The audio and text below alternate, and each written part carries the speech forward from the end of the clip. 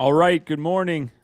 Good evening. Good night. Welcome into NFT Live on the Web3 Network. Another Hump Day edition. What day is it even? It's May 24th, 2023. Happy to be with you guys. I see you guys talking about some chefing that's happening in the old Knox Darkness restaurant there. We're gonna try to chef up a good episode today. We just finished the GM Web3 talking about undervalued NFTs. I'm sitting here with Gift Dead, who is in fact wearing his Mutant Yacht Club T-shirt. Interesting, but dude, seriously, continue doing it. I literally did it just to troll you and any haters out there.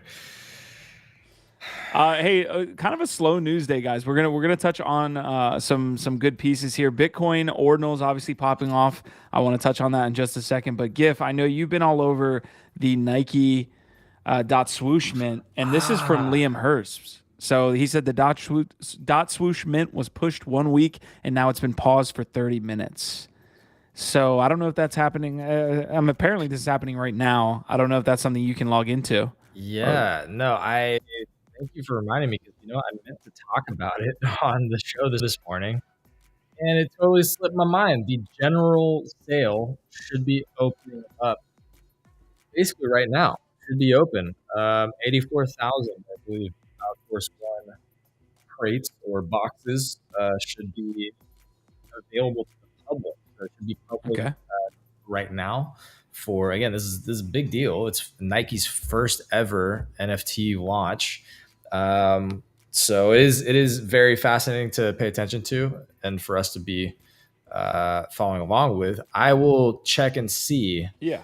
if I can get into it. Yeah, we'll be following that as the episode progresses. I'm gonna pull up the episode for today, folks. Let me get to the chat first. Squashman saying Deadfellas and Oni are def in my top two of undervalued at this point in time. So yeah, one of the topics on the morning show this morning was basically like top undervalued NFTs. We've generally been covering that topic, I think, on NFT Live here as we've kind of realized, hey, it feels like we're hitting a bottom in the overall market. From an NFT perspective, it feels like, hey, price floors are kind of settling, and ETH is doing what it is. I think ETH's down since we started the episode. So we pressed live and ETH decided to take a dump. It's sitting at 1785 right now, but overall, like the gist has been, hey, there are some good collections that can be found, and I think you feel the same way on the like state of the industry, state of NFTs right now. Oh heck yeah! I've started buying more. And am I a crazy person, an absolute degen? Yes, yes to all counts. But I'm also going to share my screen real quick. If you want to pull this up, this is what's live on the Swoosh.Nike website right now. 2 boxes, 1 journey. And if you have your .swoosh domain, if you are in the .swoosh community, you can go and choose to buy more. Apparently, you can buy up to 4. I don't have a new wave because I chose to get the classic remix box for my first one. So this is what I want to do is I want to get at least 1 new wave. So I've got 1 of each. So yeah, you can go and buy now. It's just, again, it's the same price, about $20. So I'm going to do that. I'm going to buy 1 new wave box and then I'll have 1 of each. And yeah, it does look like it's live. It's working as far as I can tell. So there you go. All right, we'll follow this as we go along. I've got NFT Live pulled up here. We need to add the episode link. I'm trying to figure out the best way to work this because basically we get shadow banned, quote unquote, if we share any links. But I'm trying to share this out the best way possible. So we'll get this link shared out. I'd appreciate if you guys could get over to this tweet as well. I know you guys are all over the Twitter sphere. That is going to be the link I just dropped in the chat. If you guys could help us out on getting this episode shared, which is going to cover a couple different things. We got Hong Kong opening up to crypto, a wild web pod got released, and then what are the undervalued NFTs, and then the big conversation around Bitcoin ordinals. And I'll give us a little pat on the back like I did in the GM Web3 morning show. Basically, if you look at all the analytics across Bitcoin ordinals right now, it's essentially getting to the point where, hey, this is a major like market mover. So you can see over the last 24 hours, Let's zoom out to 7 days. You can see the amount of projects that are Bitcoin have just filled up the chart. And I know that's tough to see, but you can definitely see 1, 2, 3, 4, 5, 6, 7 in the top 20 are now Bitcoin and Bitcoin Ordinals projects. So we called this back in what, February. We had a Bitcoin Stacks team member on, or someone in that ecosystem on, Wasn't talking his? I about think his Bitcoin name Ordinals. was. I think his name was Mark, wasn't it? Mark. Was Yes. Got it. Yes. Thank God we had Mark that day. This guy, I gotta. Oh man, That really narrows it down. So yeah, we had Mark on. Yeah, we had Mark on. I could have made up any name. Actually, wait, wasn't his? I think his name was Charlie. Charlie was his name. I'm pretty sure. To be fair, Steve was dropping alpha that day. Yeah, this is just rude. Whatever we're doing, this guy was awesome. He He super was. cool. He was super cool. I just don't know his name. I'm sorry. Jesus. All right. I don't know. So I was trying to be really nice about it and say, hey, I don't know his name. Could be anybody. Thank you for coming in. But also, Yo, Sean was excellent. Okay, just be nice to Sean. Look, John Smith, thank you for stopping by the episode in February to talk about this stuff, because basically it goes into a long line, I think, or at least a medium-sized line of things that we've been about in the first probably 4 or 5 months of this year, and also the end of this bear market, hopefully. But calling the open editions while they were happening, talking about Bitcoin Ordinals in February, whenever we did have Jake on. These are really, really big things that happen. Oniforce. Don't forget about the calls that we've made on Oniforce. Yeah. Don't forget at my about own expense. Nakamigos. Our buy-in price at Nakamigos appears to have been pretty solid so far. What's it sitting at? It's above 0.3 now. We'll see. I mean, it's climbing back up. It's getting some interest. I have to say real quick, or maybe I can hold it. I'll hold it for when we're doing the conversation about undervalued NFTs. I'll wait. Is it important? Sometimes I jump the gun, and I feel like I get in the way of your quick news segment. I don't want to do that to you. We're all over it. Listen, sometimes Wednesdays, sometimes certain days it's just all over the place. Certain times I have myself buttoned up on, hey, this is what we're gonna hit. Minute by minute, we've got it scheduled. But for this minute, though, GIF, let's hit the handy dandy disclaimer before we get started with that quick news piece, and then we'll hit the undervalued NFTs. Yes, sir. Whatever you say, Nifty Q, sir. This is important. I hope if you're out there, you're listening to my voice right now, that that we know that we all know this is not financial advice. Information was found publicly on the internet, and all of the opinions shared on this episode are solely of the Web3 team. The information is also public domain. Right. And all of this is important because we need you to do your own research. We're not doing your research for you. We're not responsible for your bags. We're not financial advisors. I mean, look at me. Does this look like a financial advisor to you? No, it's because I'm not.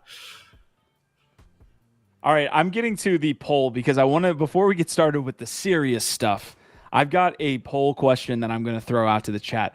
Is the word flippening able to be used across industry, cross project? We've saw the CryptoPunk Bored Ape flippening. That was a major moment in the Web3 history, and now I want to use it. I thought it was talking about talking about Bitcoin Ordinals volume, as we just showed you on CryptoSlam. Like it's not flipping, but it's been around for 2-3 months, and it's sitting at almost half of Ethereum.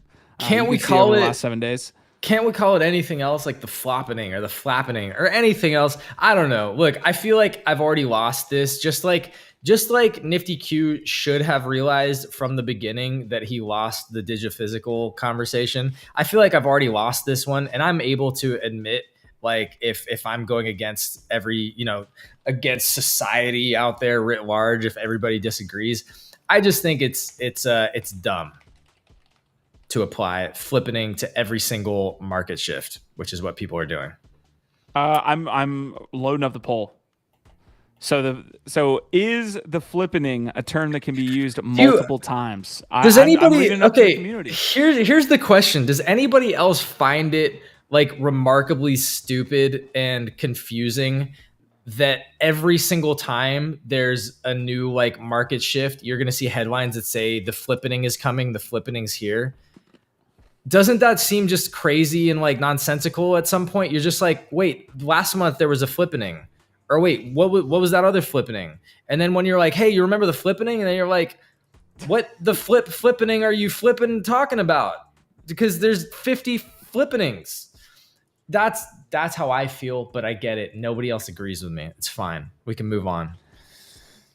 We'll see if everybody agrees with you. That community poll is live there in chat, so you guys can give that a look, and we'll see if the community does agree with you, Gifted. Other than that, we have some stories that we want to cover. I'm gonna do something new today. Let's get into NFTs and undervalued collections here, but I'm gonna run the NFT Go Bagcheck early.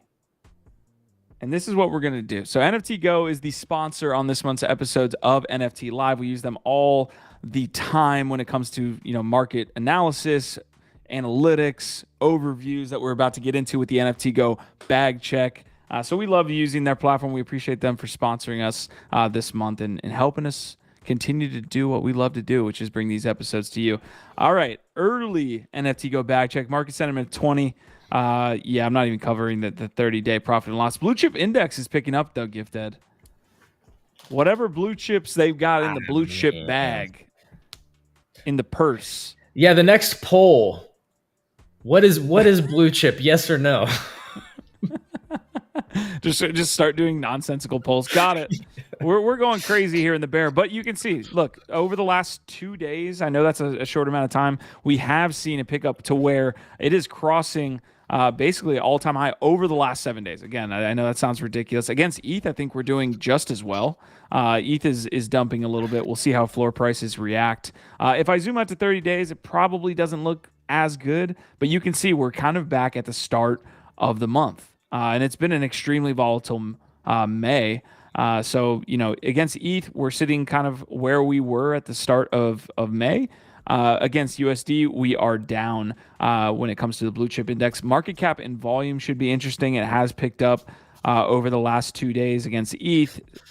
Same thing against USD. And if you zoom out to 30 days, you can see we're not looking great on overall market cap for the space as well as volume.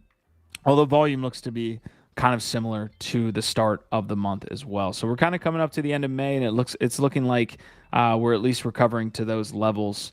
Let's see. Over the last 24 hours, somehow Milady's is getting a lot of action. I don't know if there's been an announcement or anything around blend with them, but 16% of the total market or of the total volume over the last 24 hours has been Milady's. Then it followed by Bored Ape Yacht Club, Azuki, Mutant Apes, Pudgy Penguins, The Captains, The Gods, CryptoPunks, Wrapped CryptoPunks, and Redacted Remilia Babies. Over the last 7 days, it looks like Mutant Apes up at the top, Doodles entering the top 10, and Art Blocks as well in that group. So that's going to be the NFT Go Bagcheck for today. We can also look at kind of trending collections to see if we got anything going on there. It looks like mostly right now is people selling off Milady's after that crazy pump from Elon Musk tweeting a meme. So it's correcting a little bit. It's coming back down. Like the floor, I think, got up to like 5 ETH or something. So yeah, it's dipping back down. I've been trying to understand. I've been trying to understand the Milady's more, and I've talked to some insiders, some informed friends in the space, and yeah, it's one of these things that feels like it just has a weird mimetic energy to it, and like people creating ridiculous sort of conspiracy narratives around it. And so I think it has potential to like, unfortunately, be a really big thing. It already is big. It's crazy how big this project is getting, but the way that people are talking about it, I don't even want to say what I've heard about it because it doesn't make sense. Like, but that's how a lot of this stuff goes. It's like people, like the insiders decide that a project is going to have a certain narrative, and then they'll fucking make it true. You know what I mean? Um, it's an interesting one. Yeah. It has felt like since the beginning it's had like this 4chan vibe of like this underbelly of communities. Yes, Like it is is the one pushing it. It's the edge lords for sure. Okay. Yeah. Yeah, looking at the rest of the bag check before we get out of here. This is over the last 12 hours. We can zoom back out to 24 as well and see what that looks like. I don't know what fuck ducks are. Oftentimes what you'll see over the last, if we see 24-hour chart and we go by sales, some of them can be spoofed. A lot of these are like first time projects launching. But Nakamigos finding itself at, like you said, 0.3. OPEPE has been an absolute W for those that got in early there. Interesting, Genesis and Base. Those are two like larger airdrops or claims by Coinbase and OpenSea that are at least in the top sales by sales. So, yeah, I mean that's going to be the it for the bag check. Again, it feels like a slow day when it comes to like major announcements. We did have one. Let me make sure I've got who. Yeah, Squashman hit us with this, so we appreciate this one. I'm going to share this from the hundreds with some audio. So let's see if we can hop in. This is again from the hundreds. Saying grand opening in partnership with Someplace, the Hundreds has reconstructed the Fairfax, Los Angeles streetwear capital using Unreal Engine 5. Beta access to this extraordinary digital experience begins today at 5 p.m. To request access, please visit Someplace. See if we can jump in.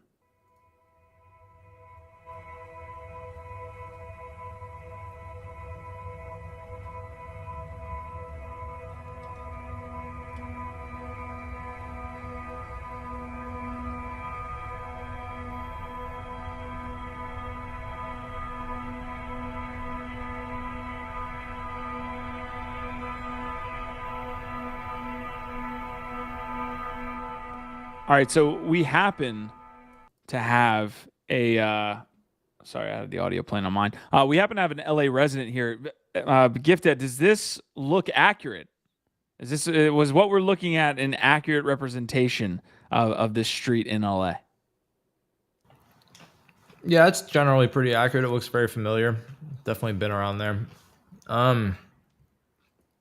Sorry, you caught me while I was trying I got you. Sustain myself. But I'm not gonna lie, like it looks cool. It looks interesting, and it looks like a very interesting experiment that they're doing here. This activation. I'm not gonna lie, I kind of cringe at anything that's like you have to request access to our shopping experience. Like I'm just like, I get it.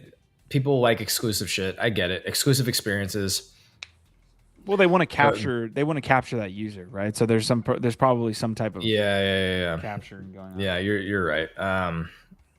It just feels like waiting in line to go spend a shit ton of money on something, which isn't usually my get down, but it looks neat. It looks neat. I'm definitely interested to see, what people think of it and like how it works. So that's the first time I've seen, at the end of that video, it said immersive commerce. That's the first time I've seen that term used. It's probably been used before, and I'm just a total simp here. But immersive commerce, I mean, it seems like this is a cool idea to have the ability to go in and buy their merch in that metaverse, quote unquote experience, but have that immersive experience when you're, buying merch or buying. I think they showed a ledger that is hundreds branded, exclusive drops inside there. Like that's pretty cool. Look, I think if you are really, really into shopping certain brands, that this type of thing is going to really do it for you. Like, I think that this is going to be a great way to deepen connection, add meaning around the shopping experience and the brands. So honestly, I do think that this is like the future. I think that like brands having more immersive online shopping experiences, I think that that's going to start to become much more common. And so I think it's great. I think it's cool to see this type of innovation. Again, for me, it kind of like just it doesn't really hit my sweet spot of like something that I'm super excited to like go do per se. But I'm sure that this is going to be an interesting case study and something that a lot of other brands are going to be like kind of replicating or trying to create different types of similar experiences for their stores. Yeah, the platform employs token gates that unlock specific rooms when a wallet holding an Atom Bomb Squad or Batom Bomb Squad NFT is connected. Holders will gain privileged access to explore the shop, resurrected interpretations of the hundreds Santa Monica, the hundreds New York, the hundreds San Fran, and the current hundreds of Los Angeles flagship. So are these like they don't have stores in those cities currently? I don't know. That's a great question. I wouldn't know. Maybe Squashman knows. Squashman's like an atom bomb expert, hundreds expert over here. So maybe he's got answers. I think for me, just getting access to being able to like shop isn't like a utility that really gets me excited. Do you know what I mean? That's the thing for me. So for those that are like really into atom bombs or really into certain brands because they love the clothing and they want the exclusive merch from those specific brands. Yeah. Like this is going to be like, oh, fuck yeah. This is the moment. Like this is when my NFTs finally give me that access, that exclusive access to their new clothing drops. But to me, it almost feels, it's like it's not one step. It's a couple steps above like a coupon almost to me. Or something like that. It's an extra edition, but it's not going to blow the doors off. I get, yeah. But to me, I think it's more interesting just to see the evolution of the shopping experience and creating a more immersive, cool, branded experience that context and the way that you go through that can infuse more meaning into the shopping experience. And that's what I think is really fascinating. I want to address this comment as well that's coming through saying it's going to be pretty lonely in those rooms. And that rhymes a lot with what we talk about the metaverse a lot, with it being empty and things like this. But one thing in our experience, having been in these metaverses for 2 or 3 years, right? Like we were in Crypto Voxels early, Decentraland early, like all of these metaverses we've had experience in. And one thing they're really good for is event hosting. They are. Like if you actually have a community already, these are really cool experiences for a drop. So while I agree with you, Jax, that it's going to be pretty lonely in those rooms most of the time, that's not necessarily what what it needs to be used for. When they have some type of physical drop or some type of drop, the community can get together here at that time. And that's what the metaverse right now is really good for. If you have a scheduled event that you can get a lot of people to at one time, that would be really cool. I'll make one analogy real quick. If Top Shot did this, it would be epic, right? Like there was 100,000. I know that put aside the technical capacity of having 100,000 people in line for those Top Shots at the height of that drop, although there's probably bots mixed in there. Think about if you had a virtual room to be inside of a virtual arena while you're awaiting these pack drops. That's what I think this kind of accomplishes. You have another to gift. You were saying that the immersiveness of it. You have that another layer for immersing your community that's there at one time. Yeah, it's more touch points, more connectivity, more loyalty, just deeper experiences. All of that stuff can really create more loyalty and interest and again, create more meaning around these things. I think that's fascinating. And I think you're making good points about like, how does it feel or when are people actually using it? All you got to get is some NPC, AI NPCs in there. Just add a few AI NPC characters and it'll feel like you got a couple friends in there. When you don't know the difference between the AI NPC and another person, that's when shit gets real. That is gonna be here so quickly. Yeah, it will. All right, so we got that poll. I'm gonna close the flippening poll here in a second. Squashman saying flippenings are are a one point in time thing. Just like with apes and punks, it happened, it was a big event. Now it doesn't matter despite it flipping multiple times since. Same with all other flippings. If ETH flips BTC, it'll be a bigger event, then won't matter afterwards, or at least it won't hold the same weight and importance as the first time it happens. I agree with that. Like the first time flipping is always the most memorable.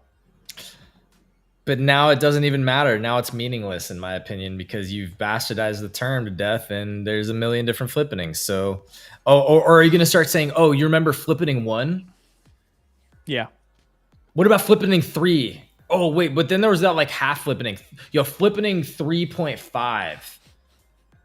That was a big moment. You remember flipping 3.5, Q? I do. No, I was there.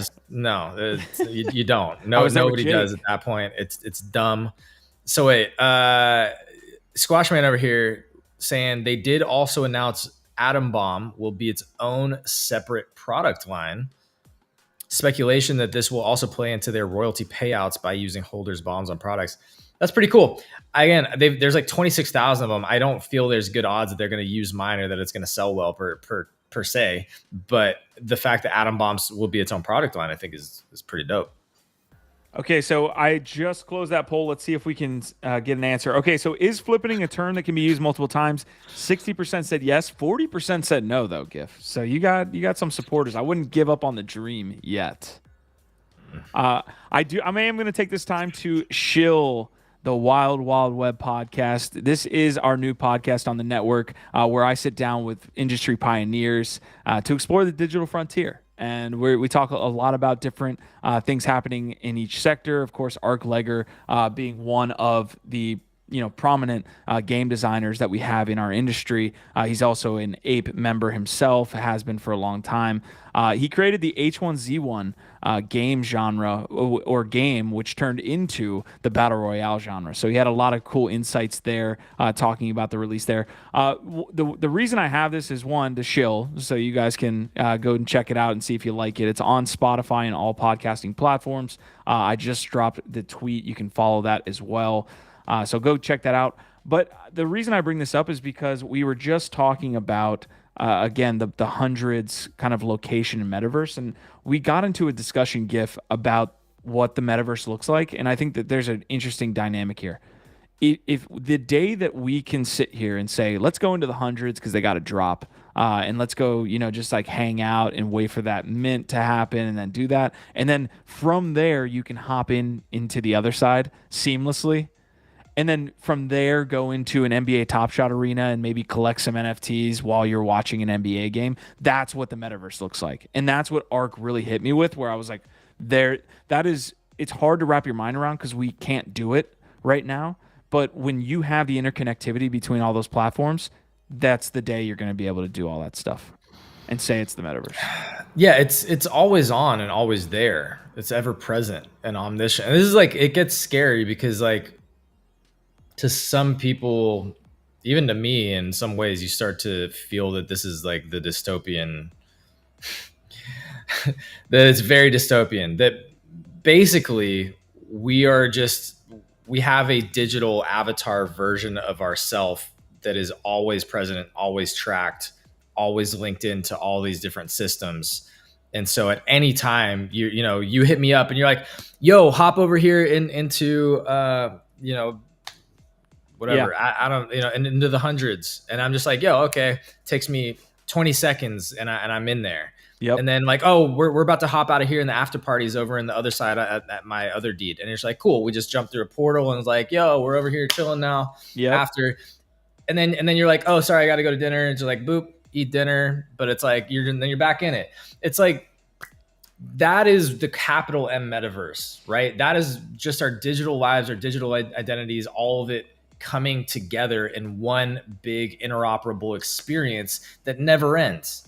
It never ends, right? And so I think that is simultaneously scary, but also realistically where we're going. The truth is you've already, by carrying a phone and opting into all these different services and using GPS, you're already being tracked.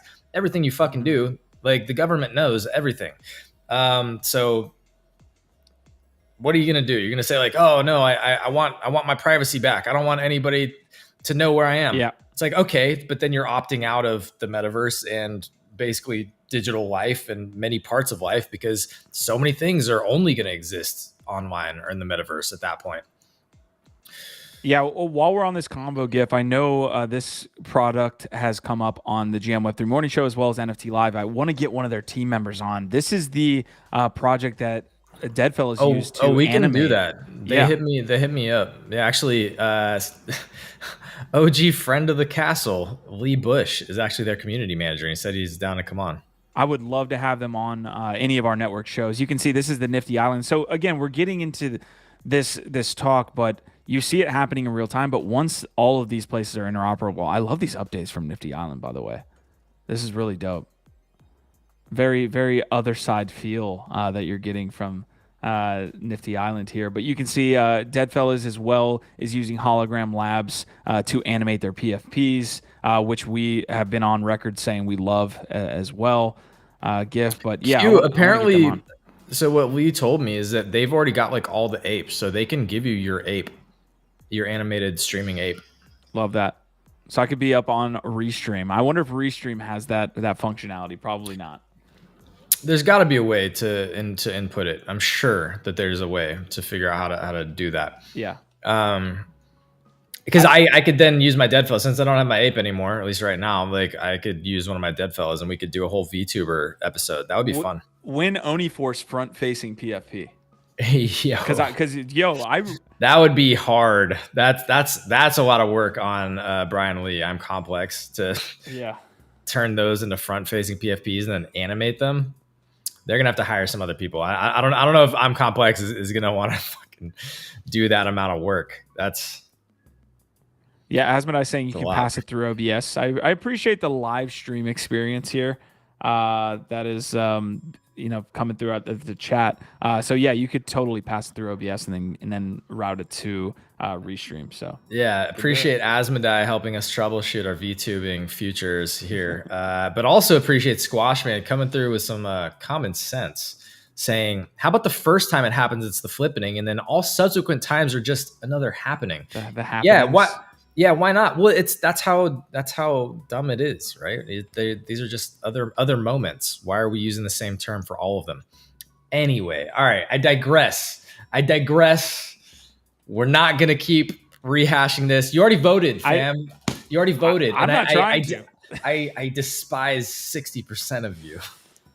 Okay, so a project that I just love to cover these days. We were waiting for an announcement from Oniforce yesterday before we hopped off the live stream, but we didn't get one until 8 p.m. I see that. There's some accumulation happening. You see here a lot of buys in this. If we zoom out to 30 days, you can see the activity that's happening. Again, we're using NFT Go's. A platform here to track the floor prices and buys. The whale activity is interesting because it's going to blur swap. So I think some of this might be blur oriented, which we've covered on the channel for a long time. Is it on Blend? Did they add it to Blend? Yeah, I think so. Mm-hmm. We got an announcement from the Bored Ape side on Blend, so I've got that pulled up as one of the topics as well. Blend announcement. Blend support will be live shortly for Other Deeds and Bored Ape Kennel Club. And NFT Statistics had something to say about that. Let me see if I can pull him up. Apparently, the meta of trying to follow a Blend announcement or a Blur announcement is gone, is dead and gone. NFT again, Statistics Punk 9059. Stop buying projects when they get added to Blend. The data is crystal clear at this point. It does not lead to pumps. So that might have happened at the first time. That's kind of like the old school throwback of the exchange listing announcement. You see that now with like PEPE and some other meme coins. Like they're trying to get an exchange announcement to pump the price. Well, it looks like Statistics is saying the Blend announcement era is done, has come and gone. Okay, that was pretty quick. Yeah, I mean, Look, Blur obviously had a lot of I activity with think projects on that, but okay, I'm going to maybe disagree with this because I feel like it's just a moment that we're in. I just think that the liquidity is so low that any announcement right now barely does anything. Because I could absolutely see, let's say a year from now, we're in a very different market.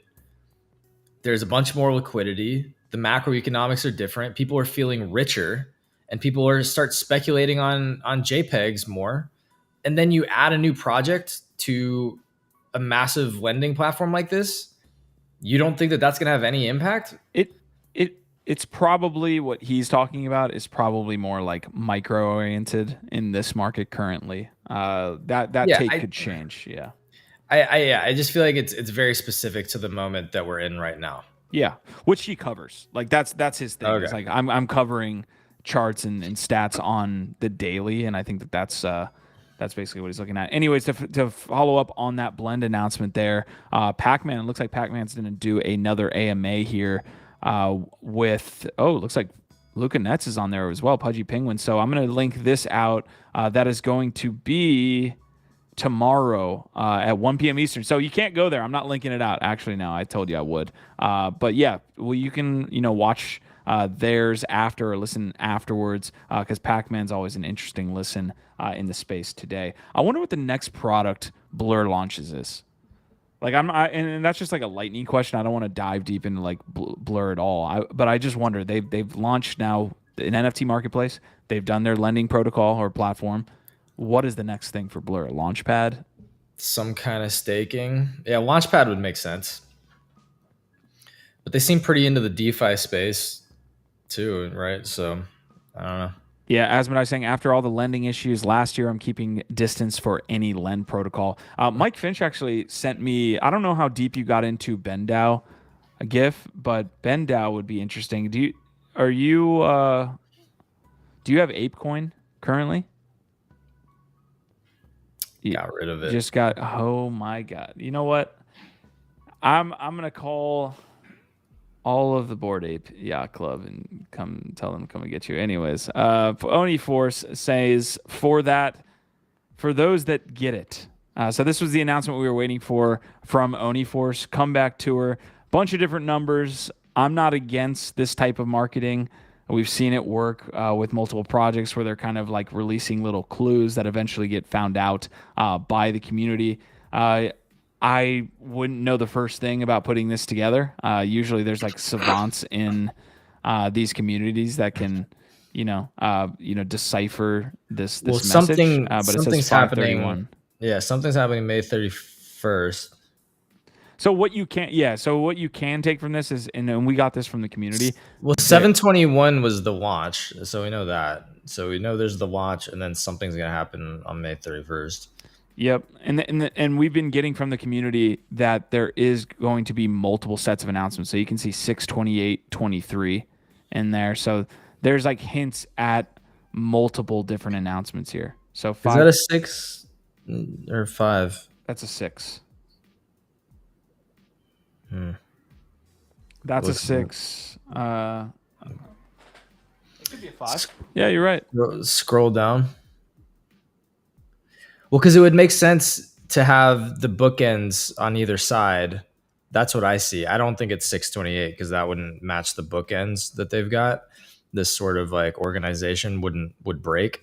So I think that's 528, which would mean that there's going to be a pre-announcement or something happening before the bigger reveal or something on 531.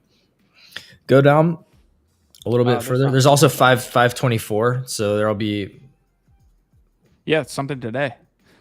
That's basically what that says. Oh, so well, maybe that's what that is. Yeah. There's a 523, there's a 524, 528, and 531. Scroll down. What's the imagery? There's a 526. 526. Right. So I mean, yeah. I'm hoping for a pullback. No, we can't. We can't zoom in, unfortunately. I can maybe open the link, open image, a new tab. Here we go. Oh, here we go. Huh. Sword in the Stone. These are two images on the header of Oniforce, right? Like this image for sure is up there. I don't know if let me go back. So that's this guy. Yeah. Yeah. Not sure if It's this is like a it's a frame. So I don't know if it's a specific frame, but it's a frame. All right, so let us know what you think. If you have the Oniforce Alpha in your back pocket, let us know. Otherwise, I will continue to eat my heart out as it comes to I'm Oniforce and not being able to catch this. I'm gonna guess a very rudimentary guess that they're gonna provide some pretty high quality expanded lore in some way, whether that's like some kind of comic book form or some kind of like storytelling. I think there's, or maybe it's a short film or something. You know, I think there's going to be some kind of IP expansion that like reveals more of like where the comic books and all the lore is going. But that's not very detailed. That doesn't tell you that much, other than I know that they're developing comic books and the story out. I just saw a tweet that's gonna break my fucking heart. But Squashman is saying, "Is this the first time we've seen an announcement of announcements? Usually just an announcement of an announcement, but not multiple announcements." Yo, I think Wow. you're right. This is really innovating, actually, Well, on the whole like space. it's like I'll follow you guys into this one. This tweet is absolutely breaking my heart and probably the one of the most bullish takes that I've seen. Oniforce has no derivatives yet. They have frames, but yeah, those are not really sellable. No, so no. yeah, I mean, you could argue. yeah. I mean, a secondary collection type of drops, like all of these things that bring people into the project when they're announced, like fuck it, Mutants Monday or Mutant Sunday, or a lot of these projects pump very quickly. I mean, if you're talking short term trading, if you get an announcement about a secondary collection, I mean, that's sending Oni to 3 ETH. Like before, like it just will. 3, 4 ETH. If you get an announcement that there's going to be a secondary collection. I think though, when Starwood was on, didn't he say that they're not planning to increase supply? They can do whatever, like Ledger. They can do whatever the fuck they want. That's true. That's true. I think if anything else, like people speculating that they might do that could pump the price anyway. You know what I mean? But I could have sworn, like, we literally just had Starwardy on last Thursday, like less than a week ago. I feel like we talked about this and that he said that they're not rushing to increase supply. Things change.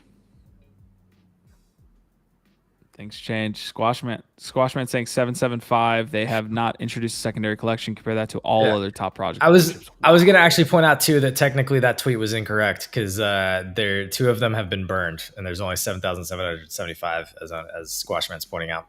As when I was saying, Dayglow Ninja bandana drop. That could be it. Squashman is saying Ben Dow, not Ben Dow, Bend Dow. Guys, do not go to Ben Dow right now. Anything to do with Ben's, just stay far away from.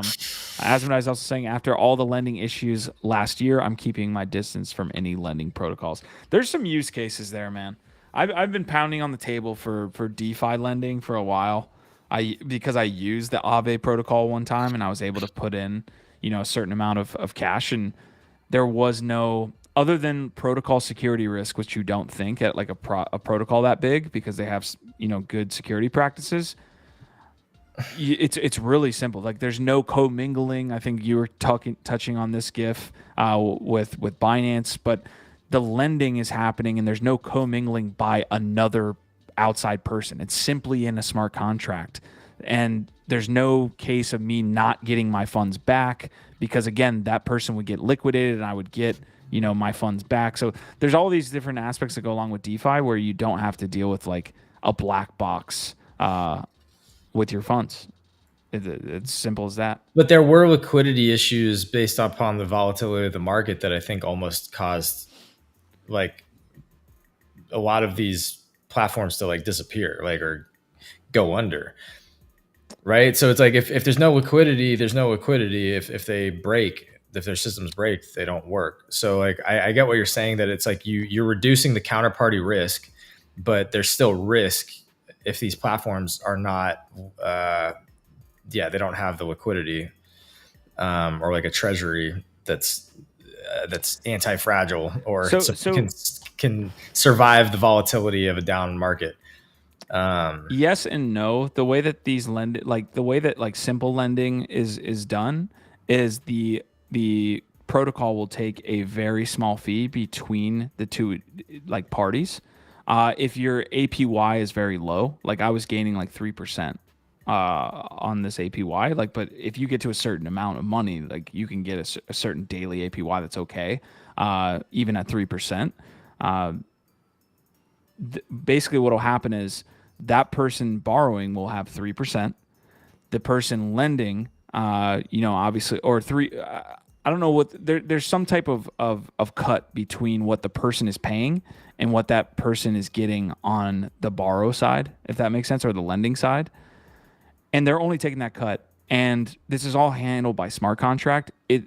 That type of lending and borrowing, it has nothing to do with like outside market features. It's literally just saying, hey, I'm giving you 100, K worth of Matic, and you're giving me, a certain payment on that, and it's hard to. I'm getting I guess this is well. I think this is different than NFT Fi. I think we're maybe conflating NFT Fi with DeFi. So that's fine. Yeah, let's not go further down that. I had a memory spike here.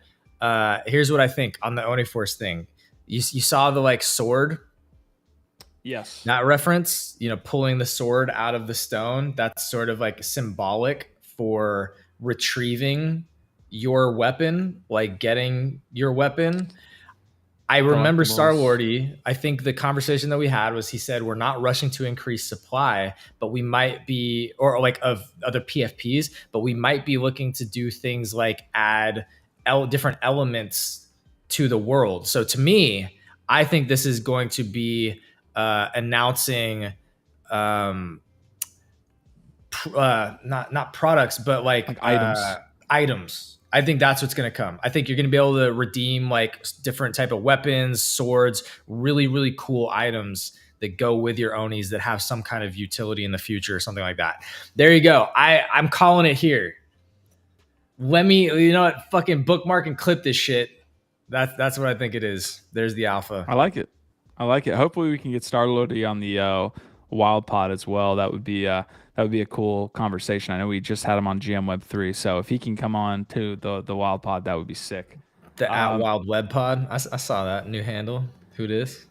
I'm messing with it still, man. We'll see. All right, this is the market as it stands right now. We're gonna get to the rest of the quick news before we get to undervalued NFTs.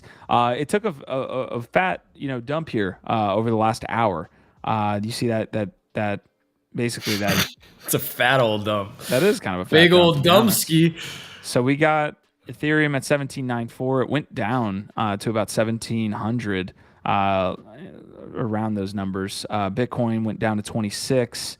So yeah, we had a little bit of a dump there. And then I'm looking at some other tokens that we might be interested in. ApeCoin, of course, sitting there. It's stablecoin that it is at 350 and has been for a while. Let me see if there's any good performers here over the last 24 hours. So not really. Those that are holding a lot of this. Okay, so people are trying to cash in for USD. Let's see. Yeah, not much. Ton token, I cannot believe is an actual thing. Tron, Jesus. Yeah, this is tough to look at.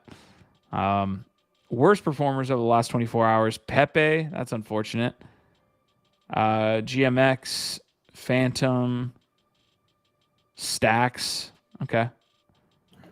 Everything's down right now. Everything's taking a dump.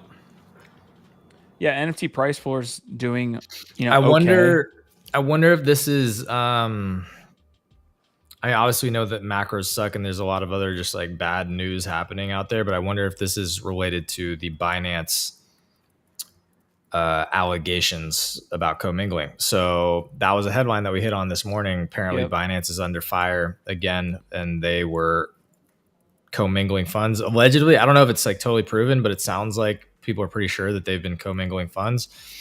Which, I mean, it sounds like the good news there is that like nothing was lost. Like it wasn't like a bunch of money disappeared or anything like that. But where there's smoke, there's fire. And like we saw what happened with FTX when they were commingling funds, that did not work out well. So it obviously raises a lot of concerns at the very least, if this is true.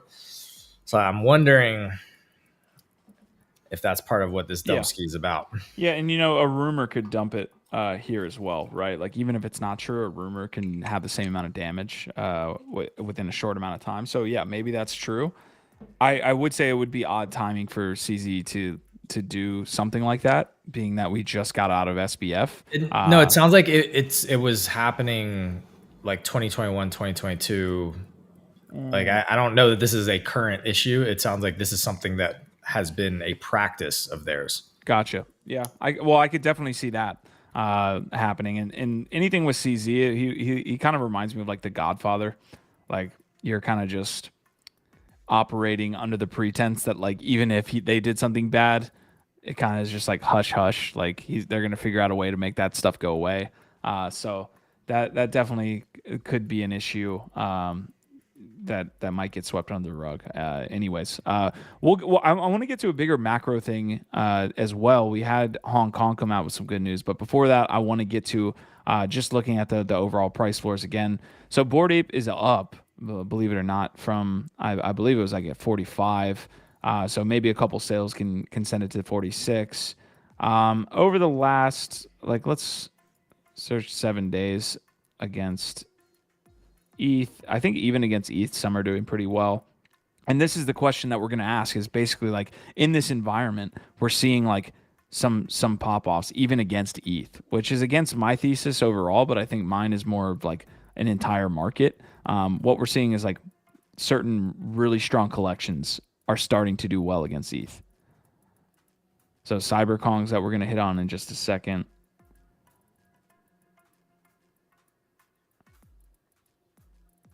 Little pudgies as well. So overall, I mean, we're sitting at an interesting time in the market because we, again, like any other day in crypto, we can go up or down pretty significantly. But it feels like NFT price floors are finding a little bit of a bottom in a sense. So yeah, we'll touch on that in just a second. This is my other topic for today as far as quick news goes. We've been covering a lot of strong collections, a lot of, you know, quote unquote blue chips for a while here on NFT Live. We had the Cyberkongs team back, you know, back in the day. I mean, you guys know the history of this channel and how long we've been around. So without them, the Web3 space would look completely different. Let me introduce you to one of the most influential NFT projects of all time. It goes basically into the history of how Kongs came to be. Let me link this out so you guys can follow along if you'd like.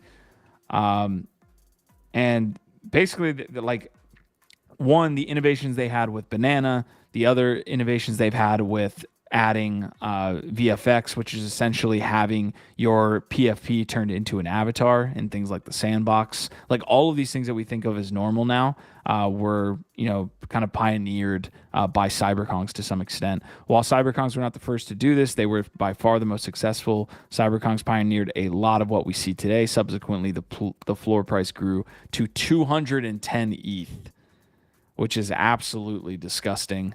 That's...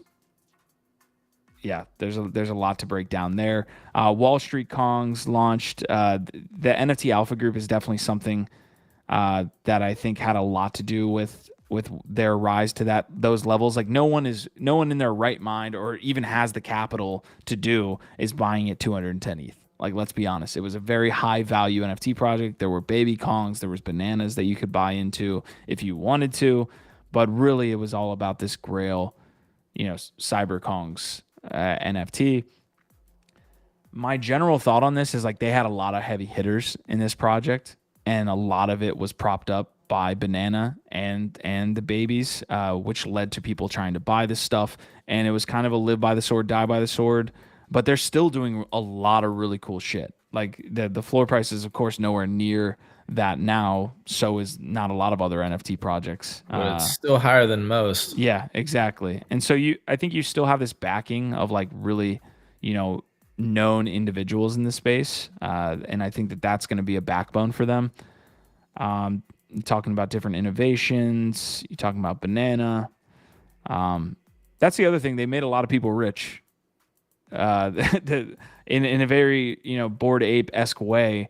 These guys paid out a lot to the people that were holding them, and I mean, that's pretty much it. You guys can go in. There's a 15-piece thread there. Without CyberKongs and without the early CyberKongs community, our space would probably look completely different. Here's a poll. Pretty strong take. Here's the question: once a blue chip, always a blue chip? Yes or no? No. Well, let's put it to the community, Q. We can do that. I'm down. I'm not against it. I'm just giving you my answer. But I mean, by your own logic about how we can throw around the word flipping, can't we just call everything a blue chip, despite if it's not at the same place it was? I mean, it was a blue chip. Remember that blue chip? That was a blue chip. They're all blue chips, right? What is the poll question? I'm just going to ignore the last like 30 seconds of your rambling. But what's the poll question you like? Once a blue chip, always a blue chip. Yes or no?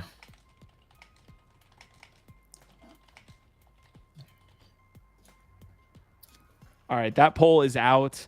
There is no connection between what we were talking about with flippening and what you're asking for here, which is can projects be blue chips once and then lose that? I wasn't even the one that made that comparison. Somebody else brought up that comparison on GM Web3, so disagree, but that's fine. I'm trying These semantics are this is bear market energy. That's what this is.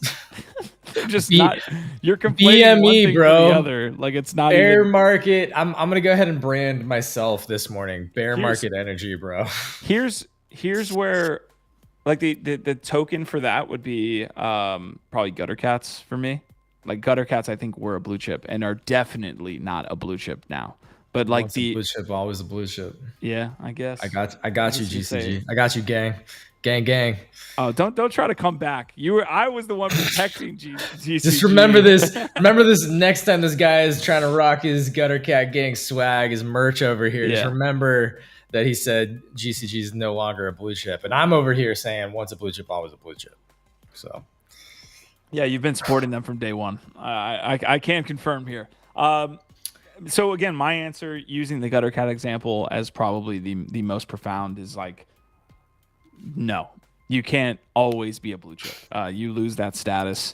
I think using that combination of market cap, but also like sentiment, I think we touched on yesterday. I don't want to dive down that rabbit hole, but no, you can't like hold blue chip status forever just because you are who you are. The question being is CyberKong's a blue chip? I mean, here's my thing. Like, I don't want to say they're in like Doodles territory because they do have their own strong community, but they haven't been able to breach like the outward community sentiment. Do they need it? I don't know.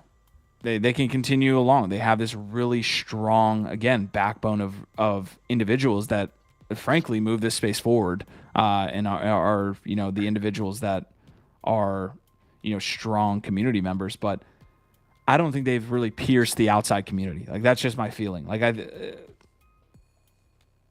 you're muted. This is a great segue into talking about underrated projects, which we already kind of are, right? But I've been thinking a lot more about like what are the things that I'm looking for in projects that make me feel bullish on them in the future, like they're good value now if they're undervalued.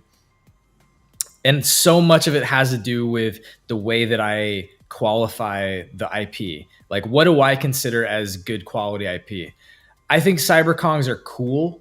I think for the time that they launched within the NFT space, it made sense. But I don't look at it like, to your point, Q, I don't look at it as like, oh, this is a transcendent IP. I don't look at it as something that people outside of Web3 and crypto are going to like latch onto and think is super awesome. Like even the name to me, CyberKongs, is like, it's just like ish, like it's kind of cool again, like for a moment, like I think it was cool, but like I don't see cyberkongs really becoming a global IP of any kind, or like people really latching onto it. The babies or whatever, the cyberkong babies, they're ugly in my opinion, just being honest. I'm just being straight up with y'all. So yeah, I'm not bullish on cyberkongs being a massive IP, just the way that I look at it. But that doesn't mean, again, that it's not a tremendously value project, and also that the provenance, like it has this incredible provenance as like a pioneer in the space. So just based on that, I think it has value, just maybe not so much the IP. What was the other one that I was gonna start talking about? Who? I actually like I kind of like the art they're using here. Like the obviously the voxel art is something that stands out as being like one that's like more popularly used with the CyberKong's VFX, but also like you can see here at VCon they're using this larger one. Gary V in the house. I don't know what that guy's doing holding a banana like that. Um, there's also I'm upsetting hash rhymes over here. babies are cute. Let's see. No, I'm talking about this one right here. I kind of like. I don't know if I'm simping just for like the manga s like the anime cartoons and all this stuff. Like now that we see Izuki and Oni Force doing certain things, but I kind of like if they go this route. I don't know much about Genkai, but but you see how that doesn't Genkai even look like the original art at all. It's like that's what they have to do. Oh, is I see what you mean. They have to figure out how to translate this into some kind of workable IP. So Yeah. that's what I mean. It's like to me, it's just not obvious on the IP side of how this like transcends. Again, not commenting on the provenance or the pioneering situation about it, but I don't. Yeah. Anyway, there's a lot of other projects though that I think do have particularly strong IP that are undervalued.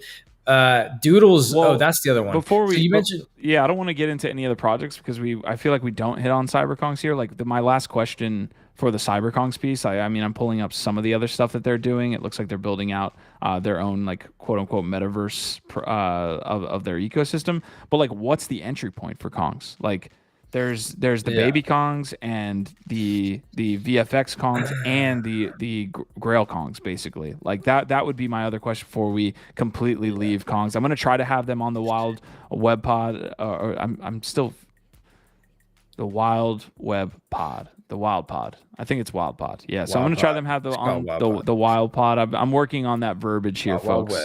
DP. So DP, I think, is absolutely nailing it. Is basically saying what I'm saying, but maybe more articulately saying cyberkongs are for NFT purists, strictly a cultural OG project. Yeah, and that's basically what I'm trying to say. I don't think it really goes outside of Web3, but it will have a lot of value probably within Web3. For multiple different reasons. One, we understand how the NFT space works and the Web3 space works is that it's pushed by individuals who have strong pull. You know, like we just know this. Like if you've been in the space a long enough time, like it's not just about the actual project itself. It's about who's behind the project, right? Like and what networking do they have? CyberKongs has a great network of individuals tied into this.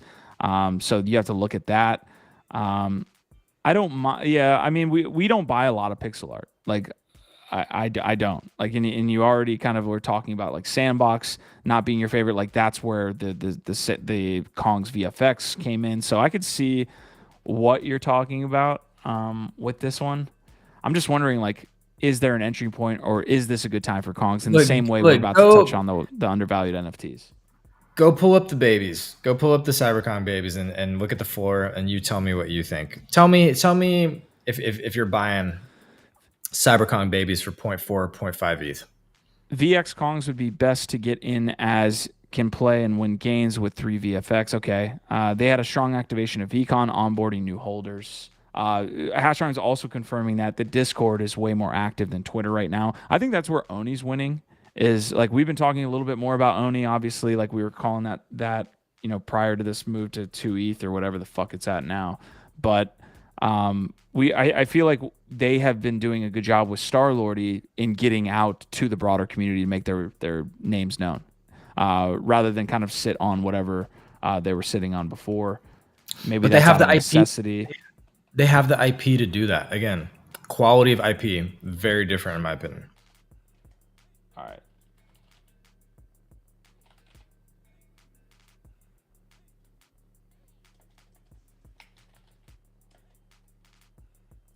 All right, they're sitting at 1.7 ETH. Sheesh. All right, yeah. Look at these. You paying almost 2 ETH for these, or you buying an Oni Force, just on the IP? Are we talking just like art? Then I'm not a big Yeah, pixel fan art. So yeah, but I would say that about most pixelated projects. So I don't think it is related to this specifically. But yeah, I would rather have an Oni just on the art because I like that art better. yeah. Interesting that some of these aren't revealed yet. That is interesting. Wonder why. Yeah, can you let us know, what the value of the unrevealed? I mean, it's basically saying like the traits haven't revealed, so maybe it could be a rare one, but they seem to be around the same price as like some of these floors. So I would love to get Um, somebody from CyberKongz in here as well, because that's where we're gonna get the deep, in-depth dive on what's happening with them. Hash is saying that they did a VCon activation that we were showing off, so it looks like they're attempting to make that jump, right? To make that jump back into whatever mainstream is at this point in the NFT space. I like what I've been seeing from Oni. Again, like it is what it is. Like they're going on a full scale blitz. I think they're on NFT now, like 3 days ago as well. Like they're starting to be more known. Everything that Oni Force does is going to look better because the IP is better. Anyway, all I right. mean, but I that's don't not want to. all. It's like All right. what am I thinking of? CryptoPunks. Like I'm talking CryptoPunks there. specifically about IP and the quality of the characters and the lore and the worlds that are being developed and how strong I think that they are, how much likelihood they have to transcend, to get people to actually buy into that story, care about the characters, etc. And this is all it's very subjective in a lot of ways, but you It can also is. look at you'll be able to see over time how these things actually play out, right? Yeah. I So would agree with Jack's Hideaway here. He said, I'm not disagreeing, but I know a lot of communities that go crazy over pixel and voxel art. So I think, yeah, it's a super subjective argument. yeah, fair point. Doodles is an interesting one because they've obviously been beat down. A lot of people would have called them like one of the strongest IPs, one of the Yes, strongest it's a great brands. point. And yet, in all of the conversations that we've had about undervalued projects that you're looking at, and in my own research of like what I'm interested in, hasn't come up a single time. So I'm like, okay, what is going on? Did Doodles like really just blow it? Like they basically like like maybe the question is like, what is Doodles gonna have to do Yep. to get people excited again? Because I feel like they really shot themselves in the foot. And even though the floor is still sitting above 2 ETH, Yep. dude, like nobody that I know is excited about Doodles right now, and that's kind of Yeah. surprising. It's actually surprising. So I have some thoughts on this. DP wrapping up the Kong's conversation and saying, yeah, the whole value prop was centered around the alpha group, and since then a ton of other communities have popped up with alpha calls that are just as strong with better art. I think I lean more towards that. I wouldn't say it's all of it, but I lean towards that, having known what I know about it as well. So they're gonna try to attempt to get out into the broader community through all these different activations. So, dude, with the doodles, I feel like we have covered them pretty closely, and you were in Doodles too, getting the duplicators, all this stuff. One, I think they took a bite of that forbidden fruit with the Doodles too, of like this extra drop. I think that if I don't know, because I think that their leadership might be a little headstrong, but if I was the person doing the leadership there, I would say if I could wave a magic wand, I would not do that again. Like I would not do Doodles too. Well, yeah, and seeing that it hasn't helped at all and maybe hurt them, of course, I think anybody would say we probably should have rethought this or done it differently at least, or never done it at all. To your point. And so I look at the Deadfellas example that you've brought up, that we brought up on the channel a couple times. Like, they're focused on the right things. Doodle should have focused on how can we really develop the IP around our OG collection, and done almost the exact same thing as Deadfellas. Like, how do we make these doodles look cooler? Not like a whole nother doodle, not Doodles 2. Let's figure out how we can do it for our OG collection. That would have been received better, I think. Yeah, and Dead Friends, like there is an expansion project called Dead Friends, but yeah, they're not putting a bunch of time and energy there right now. They launched that. They're not launching, as far as I know, a bunch of other expansion projects, and they're very focused on the IP of the original collection right now, as far as I can tell. And they're actually creating cool stuff that, to me, again, makes sense in terms of like where things are going, what's the utility, and like who is the audience, or like what is the actual reason that people are going to use the things that Deadfellas are making. I can add it up like in my head. I'm like, okay, this makes sense for Twitter, for people online, for video calls, for streaming, for making this a bigger part of my identity in different fun ways. I think that's what Doodles is trying to do, but I don't understand the interoperability of like where this lives, like how to like, and getting into it was a nightmare. I'm going to be totally honest. I'm going to be totally fucking candid, as I tend to be, usually maybe too honest. My experience with Doodles was a disaster. Like I had a horrible, like it was one of the worst, maybe the worst experience and like most costly experiences that I've had was trying to get into Doodles. So I bought 2 duplicators for like basically 1 ETH each, because I thought that those were the way to get in on all the new things that were coming. Turns out I couldn't even fucking use them. Like they were useless. Those have dropped. They're now basically like 0.2 or something. Like, you know, I lost almost 2 ETH on duplicators trying to get in there. Then I bought a Doodle. Them, right? Yeah, I still have the duplicators, but like, because I'm hoping that they will turn into something. But like right now, I lost almost 2 ETH. If they never do shit with them and they never go up again, basically lost 2 ETH on duplicators that I didn't even get any utility out of. Because again, I thought I understood, didn't understand. It was too complicated and it wasn't clear on what they actually were. Anyway, there was that. That was my initial thing. And I was like, okay, well, whatever. Then when Doodles were dropping and they were sitting around like 5 ETH or something, I was like, oh, I think this seems like a good buy. And then PEPE goes and says, floor it and get the fuck out. And I ended up flooring mine at 2.5 ETH. I lost 2.5 more ETH on that. So that's been my experience since I tried to get into Doodles. I was trying to be very excited and bullish, learn about it. We were talking about it, trying to get involved. And I'm just going to be straight up, bro. Like, that's been one of the worst experiences that I've had trying to like get into a project that I was excited about, and just lost my ass. So the complexity chasm, bad communication, fucking bad leadership, bad execution of like new expansions that didn't work, were too complicated, didn't help or provide real utility. I just think across the board right now, it feels to me like they've really fucking blown it. And so the question is, what do they have to do to get excitement again and get back on track?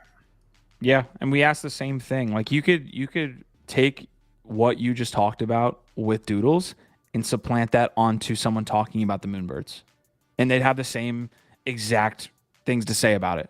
Like Proof Collective, clearly, if anybody was buying that on the way down, you got absolutely wrecked. And that project has changed entirely when it comes to what the Moonbirds, like staking and nesting, has changed. They made a whole, you know, kind of change into another direction, which is frankly sometimes necessary. Like, I think maybe even Doodles could benefit from this whole kind of like narrative shift. And that's what Oni has done a great job of, is like this redemption arc, or whatever they want to call it. Like that, in running with that narrative, has been super positive for them. So I know Moonbirds is trying that and saying like, hey, we're moving into like a more art focused project. Maybe Doodles needs that, because everything they've done up to this point has been just initial hype, because again, to your point, the IP is really good. But maybe this is in argument to your IP example, because it's a great IP and it doesn't have any type of connection to anyone. Yeah. And look, shout out DP making a fair point saying, in Doodle's defense, I'm learning that you have the tendency gift to go full degen and just buy shit. So I don't know if they're to blame. I would say that there is some truth to the fact that I am a degen, and sometimes I just ape in. However, I would point to Doodles as a time where I slow played the shit. We talked about it for a long time. I actually tried to like understand and do research and then like wait till I thought the floor was at a low point. This was not me just randomly buying shit live on the show. Yeah. Bring it full circle. Thank you. Yeah. Without your sacrifice, we wouldn't know what to avoid. No, and there you go. That's why I actually literally I do this as a service, like why I'm so transparent, because I hope people are learning from my bad experiences. That's why I do this. So I'm glad if it's helping you learn what not to do. I'm happy to hear that. But I want to be totally clear too. I don't think Doodles was something that I just aped into willy-nilly without doing any sort of research at all. I think it was bad execution, not great communication. And then how am I to blame for their founder going and their whole team rolling out the socks and Doodles 2 and telling their own community to floor it and get the fuck out. We're not an NFT project anymore. So I just don't know that I can agree that I'm just being a degen, a mindless degen on Doodles. It depends on man. That's a heavy question or topic, but I think some people might take like weeks to make a decision and like weeks of research. But a lot of the time, this is all momentum based when it comes to trying to find the right project to get into. So it's tough, man. Like that, it's not for everybody. This trading and investing that we do in the NFT space. So I love what Easy and Crypto is saying. Might need to get back to basics sometimes too, because I think that's what the smart projects are understanding in terms of getting back to original project, building IP, focusing on the community and empowering the community. I think the projects that are doing that really well and not trying to go keep adding on a bunch more bells and whistles, I think those are the ones that are getting more attention right now. Marty's saying it's okay to FUD them. Trust me. I don't know if you're talking about Doodles or you're talking about us. Also, nothing we say here today on the show should be taken as financial or legal advice. We're not financial advisors. So do with that what you will. Man, the Doodles is close to my heart too, because me and Mike got a golden Doodle. Not by any means at the top, but we thought we were buying it at a good price, and it turned out to be a falling knife, right? Like, it's pretty wrecked at this point. Doodles is tough, man. Doodle, I would love to get Biggie Poppins on here. I think he's close to getting back, folks. I think he's within the next month we will have Biggie Poppins back. He's been on a gal event around the world at a opportune time, might I add. Like he left, I believe, 2 months ago, maybe plus, and picked a great time to take off because he's going to be rested and recharged to kind of hit the market with us. It'll be great to just like sub in. I can just tap him in and like, I'll go off for a couple weeks and he'll have all the energy. He'll have all the positive vibes. At some point I want us to hit the PEPE Hong Kong thing, but I think we're on a roll right now on like undervalued projects.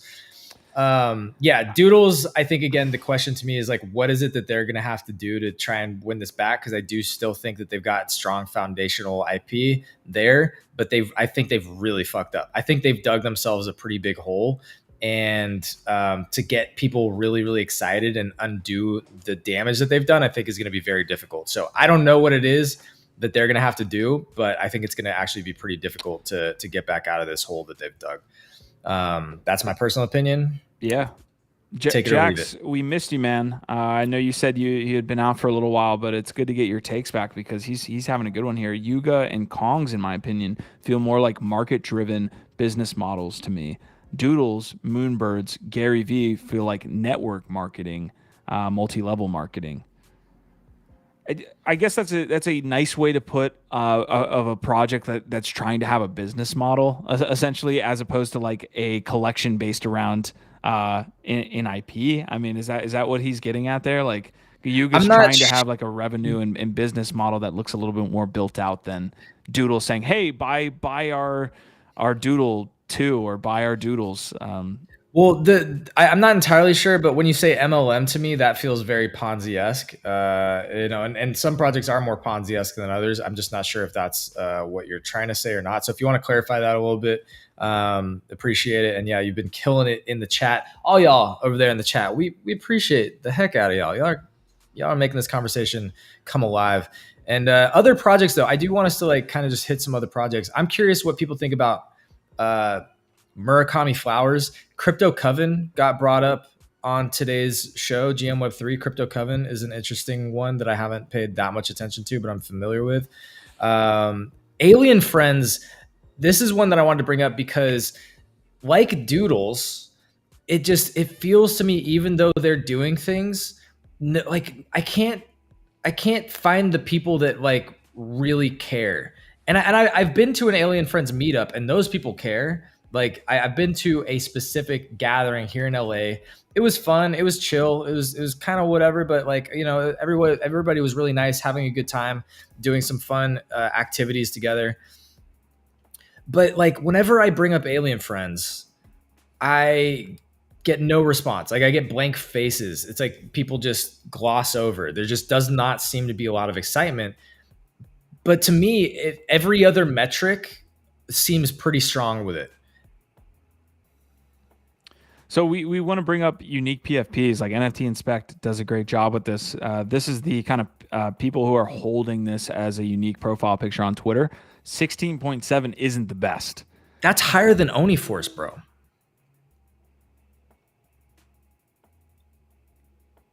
That is actually really strong for an old project. What is so we got unless Oniforce just jumped up several percentage points. No. Oniforce was at 14% when we talked to Starwardy on Thursday. Yeah, this is an interesting chart. Twitter profile rankings. Like I feel like this is a one that you would use to like have a bullish take on Kongs. Like that's my take on Kongs. It's like there are people on this list. There's a lot that are going to be interested in Kongs or are already interested or invested. Let's look at this community reach though. So Pudgy Penguins has 24. It's down 2%. CryptoPunks. This is community reach is different than unique PFPs. These PFPs for NFTs. Okay, yeah. PFP for NFTs. So we got 50%, 68% BAYC. Doodles is 44. I mean, so if you're talking about, yeah, I mean, like that's high. Given what's happening, that's high. I'm surprised it's still that high. How was maybe all those people just tapped out, like they went abroad, like Biggie, and they're just like, you know what, I'm gonna come back in 6 months. Moonbirds has a 61% PFPs per NFT. That's very high. CloneX 35. DeGod's 32. So you can see like once you get to a certain percentage, like I'm interested in like once we get to like low 15s, if we even know about those projects, right? So Cyberpunk Lazy Lions is still 21. I feel like the Lazy Lions have to be all dead accounts. Like who do you see out there active that's rocking a Lazy Lion? How does that have 20? How does that have 21%? Dude, that's the blind spot. I'm telling you, we have blind spots like everybody else. Like the Solana Monkey business is 30%. I've got a Lazy Lion still, so trust me, I'm not trying to FUD it. I'm just being real. We keep it 100. We keep it a century with y'all here on this show. Like Gutter Cats is another one. How many people active in the community right now do you see on Twitter rocking Gutter Cats right now? Dude, I'm gonna be honest. Some of this stuff, in my opinion, has a lot to do with also Elon taking over. Like, now we're getting like conspiracy theory. We're in the basement, like tying everything together. But I think I haven't seen a lot of people that I used to interact with all the time. How did you notice? This is my wall where I'm just drawing things together all the time. That's what this is. So here it is. Alien Friends sitting at 17%. Others that are around. Let's search by this feature and see if we can get to other projects like 17%. So yeah, again, like if I just look at this right here, there's not a lot that I know on here. Teo Robotics I've heard of. Quirkies and Degen Tunes? No, those are not pushing the needle for me. Not pushing the needle. Bruh. Quirkies has a 3%. I don't know the full metrics behind this, but it has a 3% community reach. Again, we're using like ridiculous metrics that we like. Don't I take don't that know as how I the don't know how good these metrics. Like when I look at some of those that have really high unique PFPs, see, look higher than OniForce. money. But I will say OniForce has increased a percentage since less than a week ago. It was at 14% on Thursday last week, so it's going up. More people. Yeah, you can. Yeah, you can tell. Look here. I think there's about 200, almost 200 have been added. I would say like 170, Yeah, 150 have been added, which in a bear market, I guess, indicates something at least. yeah. Well, also, some alpha from our conversation with Starward is that they're going to be gamifying and rewarding different behaviors like having an Oni as a PFP. So if you got an Oni, you might want to throw it up as your PFP at some point, just for a little bit to try and get whatever type of rewards. That's really smart on their part. I think that's all part of the Horizon Labs partnership. I think Horizon Labs is basically developing all of their utilities and all these things for them. Lemon GF here saying Alien Friends has a great community. That's what I've always thought. But again, I don't feel the excitement around it. But I'll tell you this. I love the take that someone had earlier, though, dude, because you're saying that you don't see it. There's a very big difference. Maybe some communities are starting to feel the difference between a Twitter presence and Discord presence. Like people are saying there's strong communities. Well, maybe it has a really, really strong Discord. It very well might. And there might be other places that I'm just not in. My Telegram, for instance, I don't spend a lot of fucking time on Telegram or WhatsApp, but I know that those places pop off. I will tell you this. I have put in bids on Alien Friends. I'm still holding one, and I'm trying to get more because I do think that they are undervalued. Can we go back and look at the Alien Friends, like OpenSea or like the top stats, the main details real quick?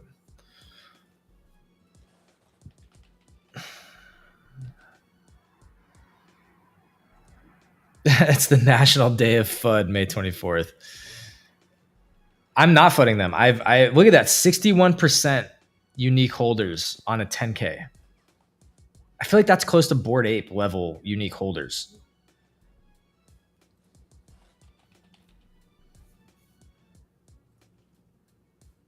It's higher. It's quite a bit higher. Holy crap.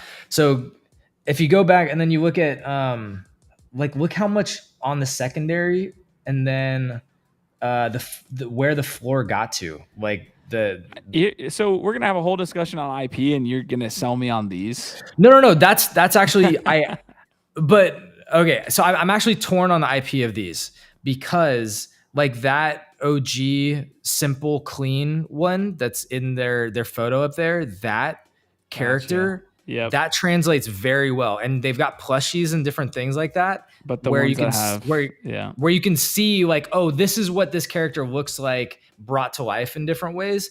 And so even though I kind of agree that the original photos are kind of like, some of them are cute, some of them are like a little bit weird, and that's not like totally selling it for me. I think that this IP translates better into other applications. It's got that cutesy factor. And it does have some iconic elements or a look to it. So I think that the IP is stronger than something like a CyberKongz, or at least has the potential to cross over a lot better than something like a CyberKongz. Whereas I don't think that the IP is as strong as maybe something like an OniForce or a Bored Apes or something like that. I mean, that floor price is where what you want to see too, right? Like obviously everything is relative, but based on the 10,000 collection, 0.14, yeah. So Lemon GF saying Alien Friends diluted things with the evolution mint and things. So I'm not super familiar with all the other things that they did too. So that's kind of my blind spot, but I'm guessing that's part of what has brought them down. But again, I'm focused on trying to buy into the original projects. I don't want to spend a lot of energy or resources on expansion projects. This being the original Alien Friends, being at that price, I feel like it's maybe a buy, or it's close to a buy. So I'm trying to get in close to like 0.1, 0.15, somewhere in that range, get a few more. I don't know. Not financial advice. I think it has potential. All right, once a blue chip, always a blue chip poll was closed. No, 90% of the folks said no on the once a blue chip, always a blue chip. One project that has always again delivered value to their holders is Yuga. Of course, I'm not going to get into a whole Yuga Lab show, but other side, Codas. So Codas basically at 6.65, which is pretty low considering what their floors once were. I'm going to see if I can pull this up. By the way, Alien Friends on Twitter, guess how many followers it has? Are you selling me low or selling me high? And then I can guess. No, that is the challenge, is guessing. 80K. Almost double that. 143,000. Got it.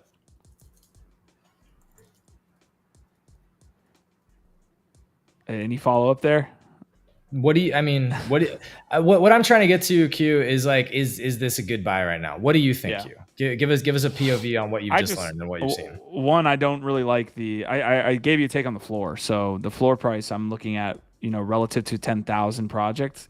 My issue, and I've stated this thesis multiple times, is that when the NFT market does come back, not every single project that was around or even notable in the last cycle is going to make a run. Like it's just that simple. So that's my take there. Is Alien Friends on that list? I have no idea. The art really doesn't speak to me at all. And I'm not a big like I'm getting into the project for the art. I don't think Bored Apes look that great. Like to say that they're like some type of like gift from God on the NFT front, like, or the art front, is I think a little bit of a joke.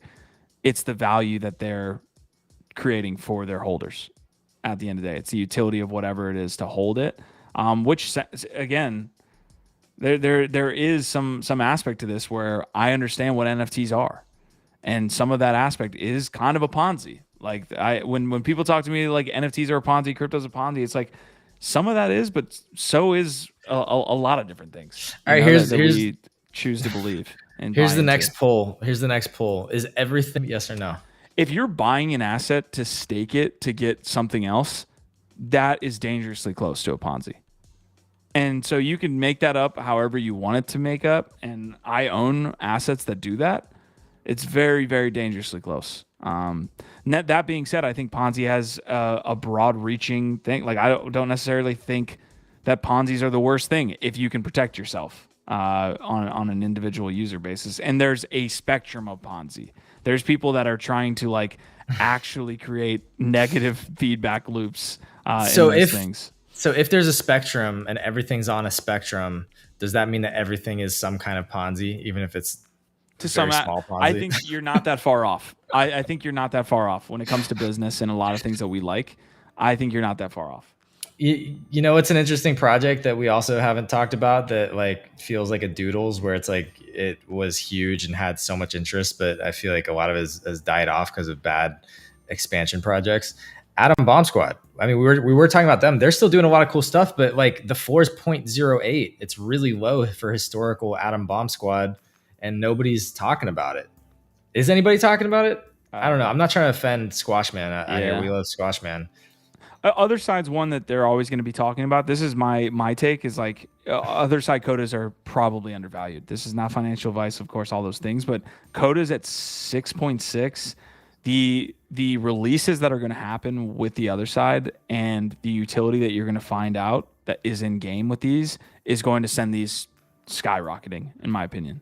Like it's tough to kind of, it looks like NFT Price War doesn't have an accurate range for these codas because it only goes back to April 7th for some reason.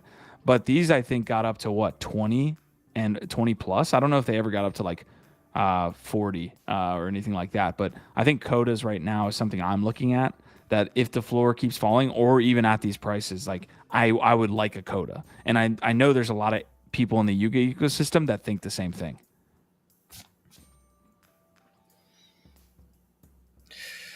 It's still a lot of money. It is. Right. So like it's a good question to me. Are they undervalued? I do think that, you know, your expectation that they have a run, you know, when the game or the utility comes out is probably solid. It's an interesting debate, Gift, because the projects like an Alien Friends or a Murakami Flowers, the risk reward there is an interesting one because although the floor price is at 0.17, the chances that that goes up in value are probably less than a Coda. You see what I'm getting at? Yes, I think you have a point because there may or may not be some real world utility or something coming. However, these projects that we're focused in on are top 100 or top 50 projects of all time and have established communities and are historically massively undervalued. So it's you're not wrong, but I find it hard to believe that some of these projects that we're pointing out would not benefit from a reverse in the market. Yeah. I agree with you. And also, my past experience has said that I have held that same thesis and been completely one fucked by it, and also just seen it from the outside observance as well. But would you say that a project like Alien Friends that is still super active, still building at this point through a bear market is gonna just disappear when a bull market comes? I mean, It's not disappear. maybe. It has nothing to do with disappear. It has everything to do with are they going to catch that narrative? Like, are they going to catch whatever that run is, right? Because again, a lot of these tokens that launched in the ICO era pumped significantly. Like that was the NFTs of that day. And then when Bitcoin and Ethereum came back in this previous run that we were all a part of, the 21 run or whatever the hell that run was, those tokens didn't pump. They're still alive. They still got great communities, you know, like they're still there. They haven't gone into the, some of them are top 50 tokens, but they're not what they once were. And they haven't kept up with ETH or Bitcoin in that time. All right. Well, we've covered some really awesome, interesting projects that might be undervalued. Again, I am curious what people think about Murakami Flowers. Deadfellas, we didn't really talk about on this show, but we've talked about a lot. Very bullish. Oni Force. Are there any others? You know, Crypto Coven we didn't really look at, but you know, shouting them out. Sarah Script is very bullish on them. And it's a pretty low floor for some good art. Oh, MFers we didn't talk about, but I'm actually pretty bullish on and I think is interesting. It's still kind of expensive. It's sitting around like 0.8 right now, but MFers is one that I'm watching. Let us know. Are there any other projects that we didn't mention that you think are undervalued, that are going to make it, that will be still building, still doing cool shit and be valuable in the future? Cyber brokers, that's one that keeps coming up. Cyber brokers keeps coming up. Dude, 13 ETH floor for Cool Cats. Yeah, I sold mine at 10. I did all right on that one. Nice. But that Cool Cats is definitely one that I'm also watching. It seems very cheap right now. 220,000. Journey season 2. 0.7 for a Cool Cat. Is this, we've had the IP discussion all episode. Is this an IP that you can get into? Yes, I think Cool Cats has a strong IP.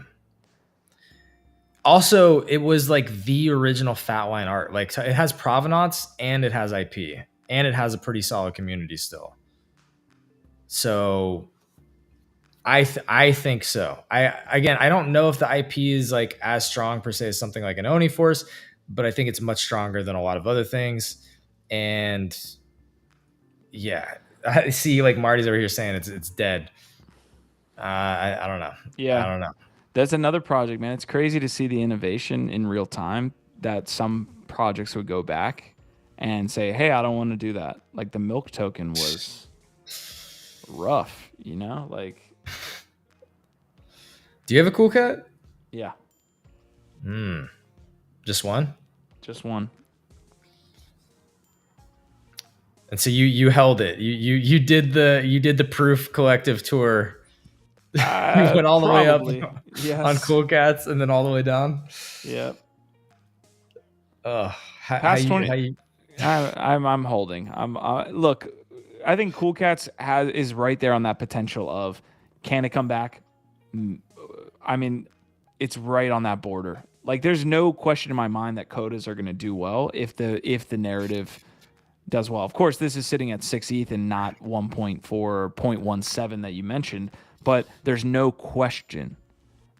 Like that's the risk reward piece. You know, the reward might not be as fat as if a 0.17 goes to 10 ETH, but if it goes from 6 to 20, I'm still chilling. So Cybercoin's baby is up 30% in the last 24 hours. Here's another poll for you. Are you buying a Cool Cat, an MFer, or a Doodle? What else is around 0.8? So MFers and Cool Cats are around 0.7, 0.8. What else is around that area? Let's see. That's a really great question. My initial take is that Doodles are going to be okay. So I probably, I think Doodles takes part in the next run. Okay. But let me throw that poll up as our last poll before we get out of here. What was it? Doodles, MFers, or Cool Cat? Cool Cats, Doodles, or MFers? What are you buying? You got 5 ETH to sweep the floor. What are you buying? Oni Force, baby. I don't believe you. You're the boy who cried Oni. Wow. All right, Doodles, MFers, or Cool Cats? Let us know in the chat. What are you sweeping? You got 5 ETH. Or other. If there's an other, let us know. Or other. Yeah.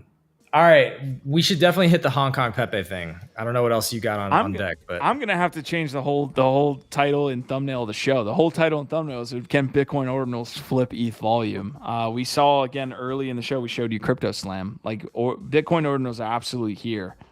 Whether they're here to stay or not, I don't know. Bitcoin Frogs is possibly the biggest in that ecosystem. Magic Eden has been I'm almost positive they're doing a majority of the volume, and they are gaining a lot of traction, obviously from the Bitcoin marketplace, and being able to be the location where these are being bought, sold, and traded. So Bitcoin Frogs, naked Bitcoin Frogs. I mean, we got I believe we have a Nakamigos piece as well, if I can find that.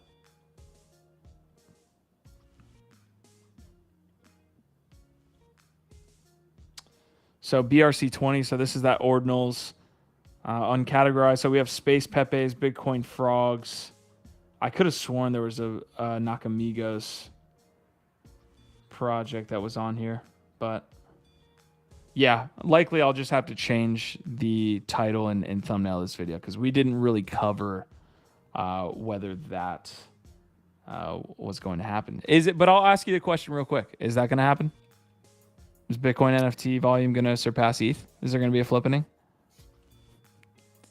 I think it's a small likelihood. Like I would say there's maybe like a 25% chance that it could happen. Are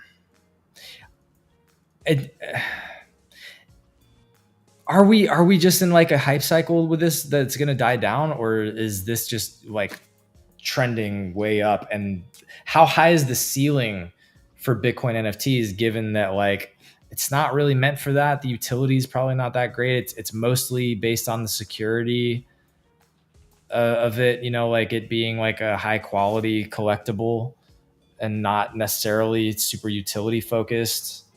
I understand that there's a lot of liquidity in Bitcoin that can come into this. Yeah. So it's like, how high is that ceiling, right? And do you really think that it's going to supplant Ethereum as the top NFT platform? I think it's a small likelihood, but it's possible. I'm interested in the second, like the layer 2s that develop some type of like smart contract piece with these Ordinals or these Bitcoin NFTs, because you buy stacks. That's what. Again, my technical knowledge on how smart contracts work somehow on the Bitcoin blockchain or on top of the Bitcoin blockchain, because there is no smart contracts, right, on Bitcoin itself, which leads to not being able to do a lot, obviously, and not being functionable, which you need with NFTs. So we'll see what happens with that. But I mean, you said it right there. Like there's liquidity on Bitcoin, and it was previously untapped liquidity. Like there are people that are billionaires on Bitcoin. There are people that are millionaires on Bitcoin. Those people were sitting on Bitcoin and they were convinced at some point, hey, maybe I want to try this ordinal thing out. So it was untapped liquidity. That's why you saw it run. You saw the same thing with Solana. There were a lot of investors lined up in Solana. A lot of people got tokens, early. A lot of people made a ton of money in the Solana ecosystem. And once NFTs started to pop up there, it was like fucking gold. You know what I mean? For at least a little while. Well, and that's a crazy stat that we covered this morning, is that Bitcoin ordinal or Bitcoin NFT sales on the 30-day charts are more than 3x Solana NFT.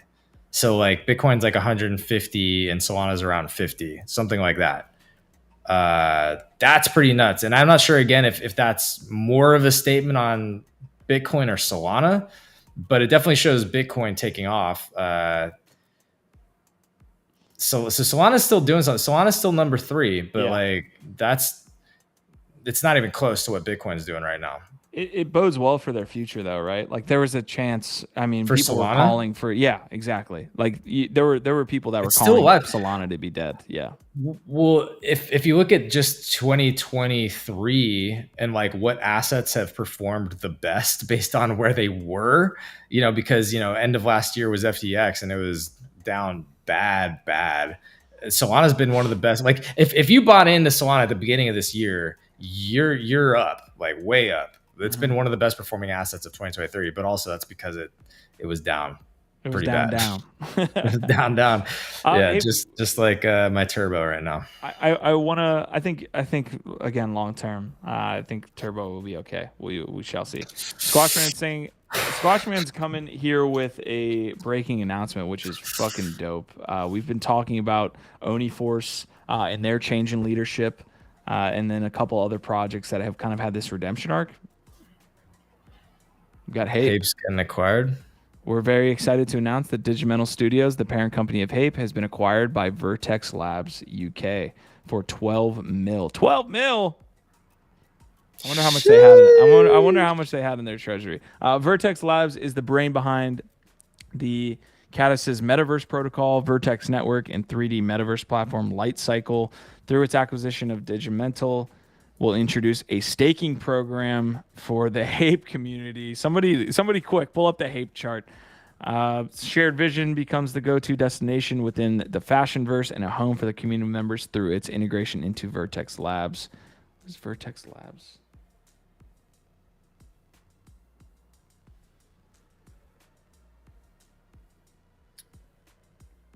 Vertex.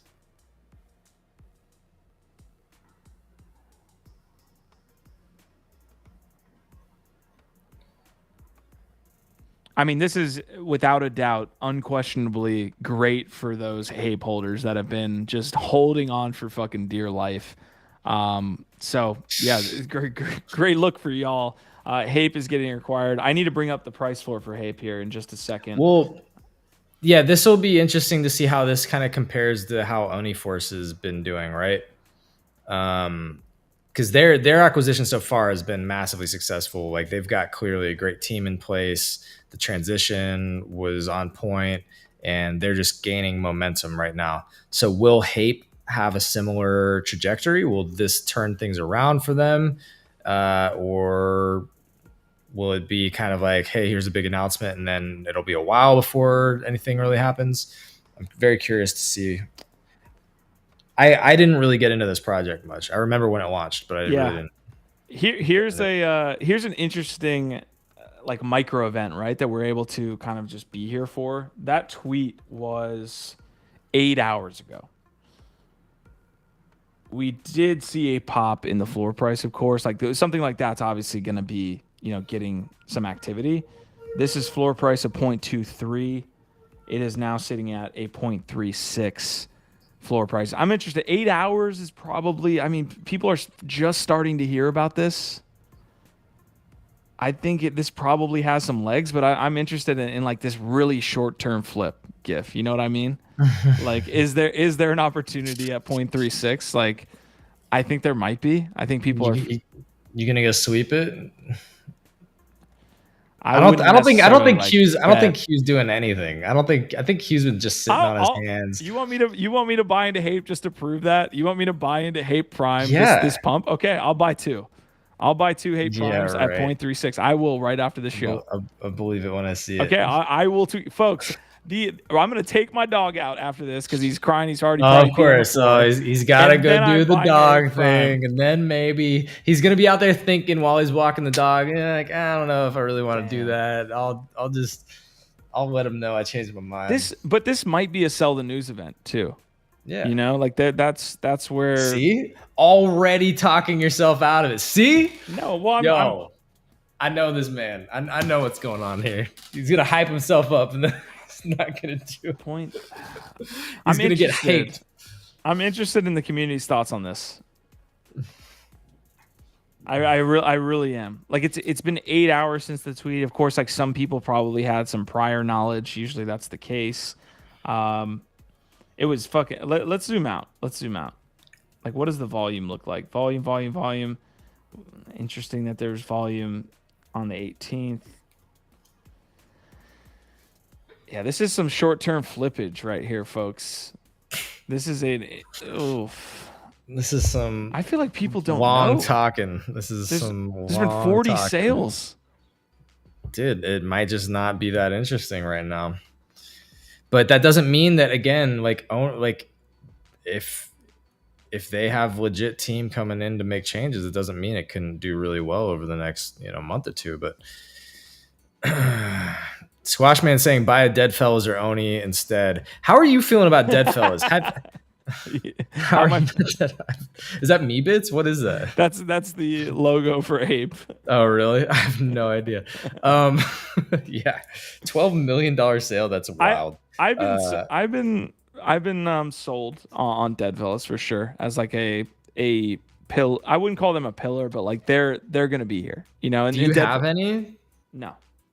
And you're not even seriously looking at buying any? 0.3.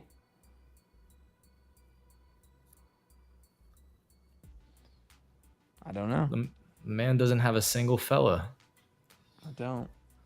Trust me, I got enough NFTs in my wallet that have gone down in value. I promise you. Let's go. Can we pull up the floor though and just look at them real quick and see if there's one that you would buy? Like I'm curious. Us to buy Chungos.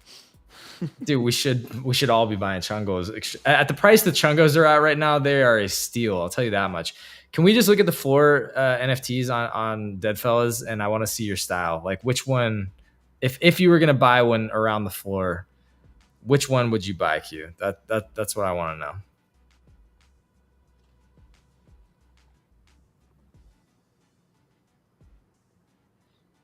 I like the earrings.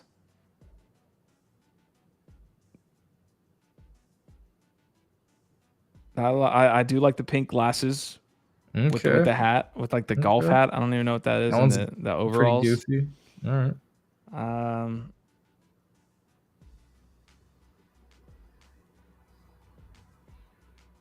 I like the white glasses with the blood on the mouth. I'm a fan of the white glass traits. There's a couple different white glasses. I feel like the mullet is more like accurate for you. Am I buying the PFP as myself? Because a lot of times you're just buying the one that you would like. Yeah. It's like if you're gonna pick one up. I think I'm gravitating toward the glasses for sure. That one's definitely of the ones that we've seen on the floor. That one's my favorite on the left. Yeah, this one right here. Yeah. Okay. Hey, we didn't get to talk about this, but there's a lot of shit going on, like actual, other than buying JPEGs, there's a lot of stuff going on in the world that we should probably just hit on to wrap up the episode. Hong Kong is having a major announcement. This could be a really big, it could be nothing.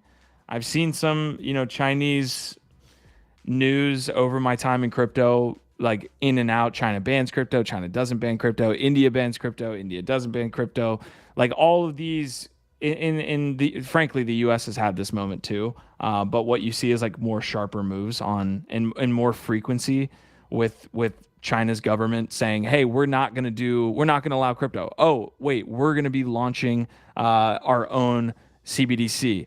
Like it's just all over the place, and I think it's by design. But Hong Kong securities regulator to accept license applications for crypto exchanges starting June 1st. This is very big.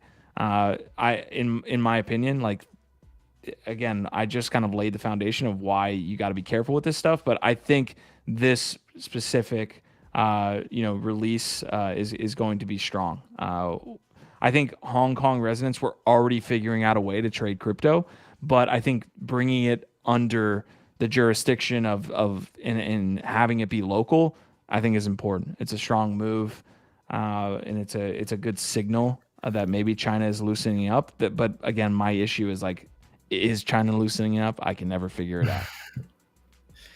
Can we pull up that tweet? Here we go.